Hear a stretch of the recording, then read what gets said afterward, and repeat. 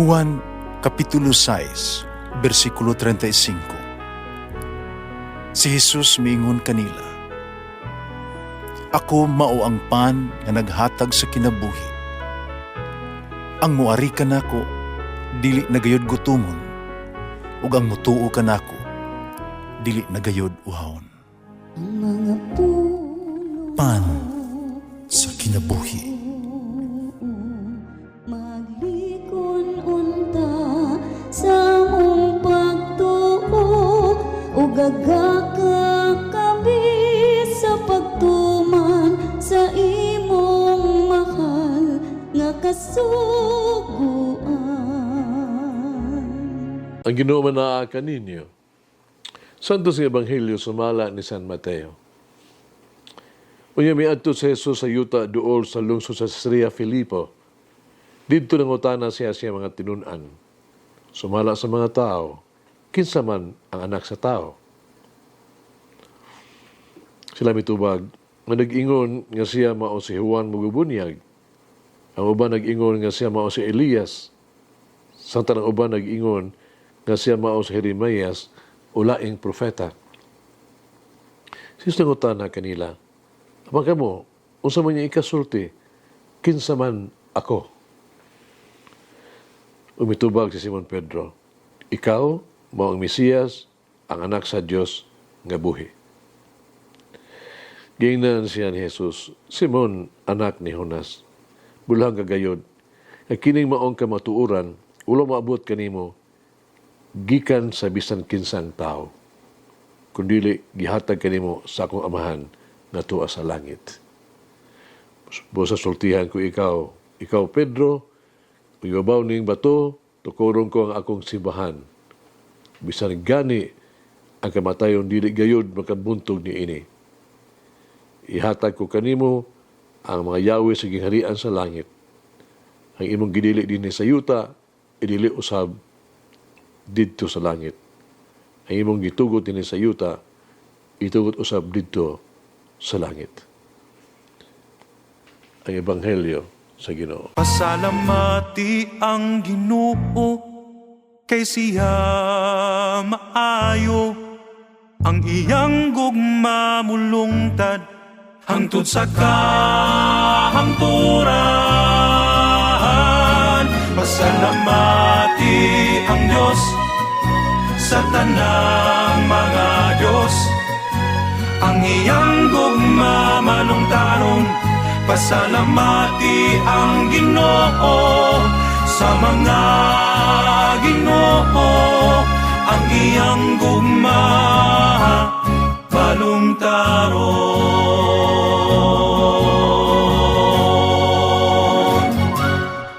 Kisaulog karon sa simbahan ang kapistahan ni San Pedro ug San Pablo, mga apostoles. Ato ipunting karon ato ang pamalandong sa papangutana ni Jesus ug tubag ni Pedro.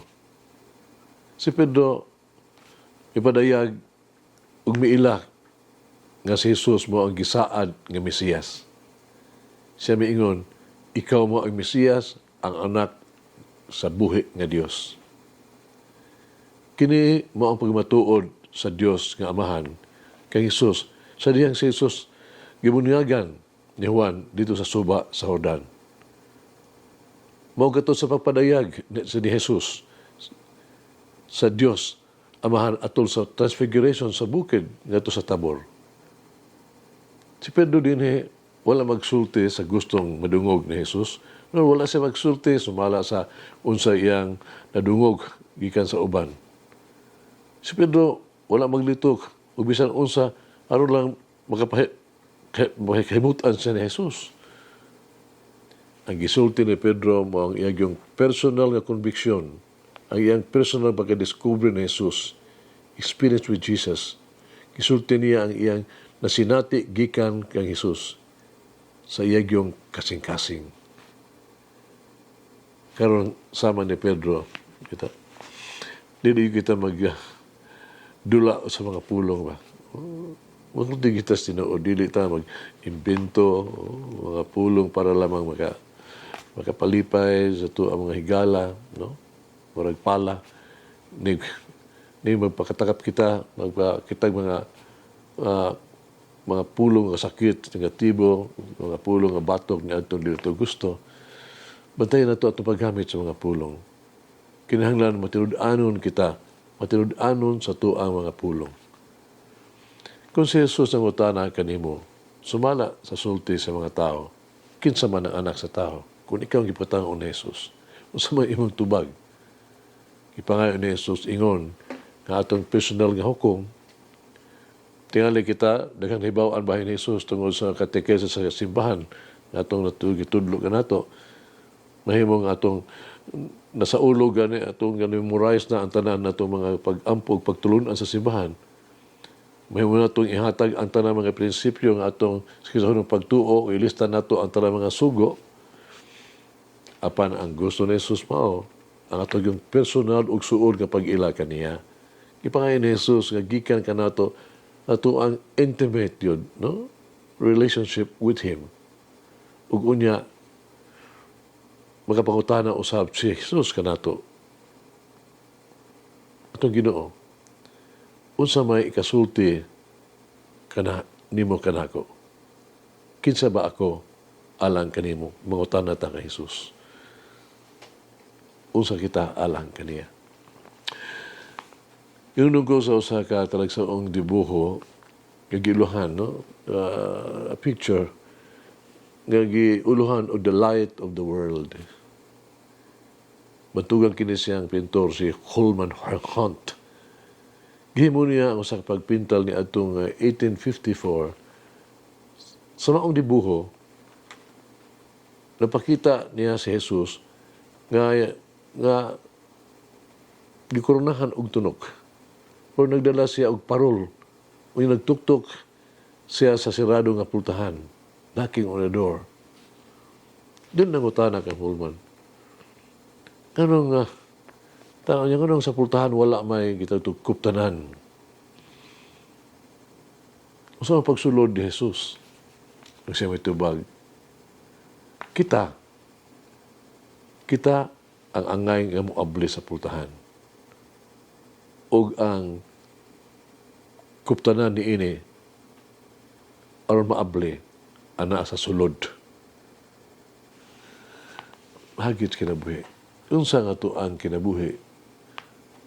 Unsa atong relasyon nga andam kong isakripisyo para kay Jesus. Iampo kita. Ang itong amahan, tigdalang sa universo, ikaw ang mo buot o tighatag sa tanan namong gikinahanglan.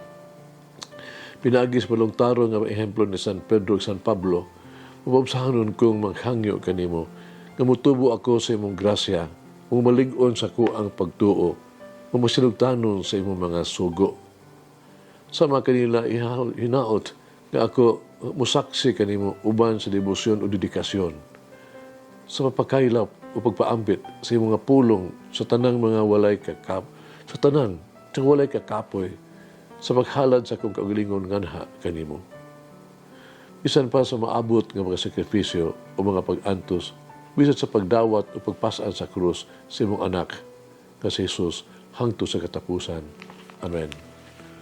Mama Mary, Queen of Apostles, grant me the zeal needed to be a true apostle.